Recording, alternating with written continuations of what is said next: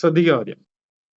അപ്പൊ ഇലക്ട്രിസിറ്റി എന്ന് പറയുന്ന ഒരു ചാർജ്, ആ റെഡ് സ്പോട്ട് കാണില്ലേ, കേൾക്കാമോ? ആ റെഡ് സ്പോട്ടിന്റെ ചുറ്റുമുള്ള സ്ഥലം, ഒരു ചാർജ് റെഡ് സ്പോട്ട് ആണെങ്കിൽ അതിന്റെ ചുറ്റുമുള്ള സ്ഥലം, ആ സ്ഥലമാണ് ഇലക്ട്രിക് ഫീൽഡ്.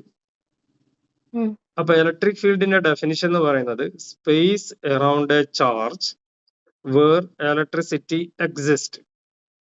ഒരു ചാർജിന് ചുറ്റും ഇലക്ട്രിസിറ്റി എക്സിസ്റ്റ് ചെയ്യുന്ന സ്ഥലമാണ് ഇലക്ട്രിക് ഫീൽഡ്. ഇതേ ഡെഫിനിഷൻ, ഇതേ വേർഡ്സ് ആണ് ഞാൻ മാഗ്നറ്റിക് ഫീൽഡിലും വരും.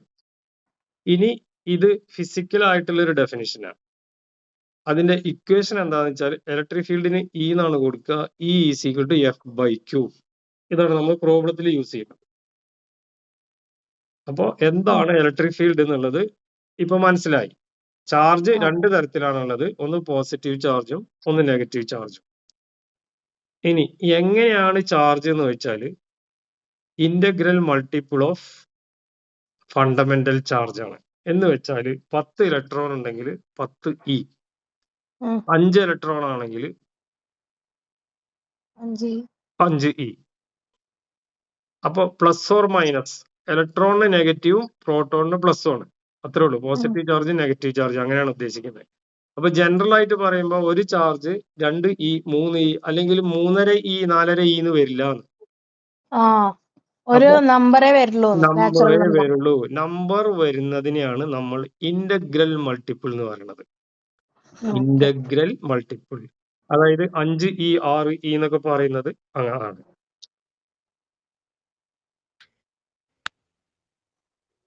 കൺസെപ്റ്റ് ഒന്നുകൂടി ശ്രദ്ധിക്കുക. എത്ര ഇലക്ട്രോൺസ് ഉണ്ട് എന്ന് വെച്ചാൽ, എത്ര പോസിറ്റീവ് ചാർജ് ഉണ്ട് എന്ന് വെച്ചാൽ 10 ഇ. എത്ര നെഗറ്റീവ് ചാർജ് ഉണ്ട് എന്ന് വെച്ചാൽ നെഗറ്റീവ് 5 ഇ. ഒരിക്കലും 5.1 4.9 വരില്ല. അപ്പൊ നമ്മൾ പൊതുവായിട്ട് പറഞ്ഞാല് എൻ ഇന്ന് വരും. അത് പോസിറ്റീവ് ആവാം നെഗറ്റീവ് ആവാം. അപ്പൊ അങ്ങനെ സംസാരിക്കുന്നതിന് എന്താണ് integral multiple of fundamental charge പറയുന്നതാണ് ക്വാണ്ടിസേഷൻ ഓഫ് ചാർജ്.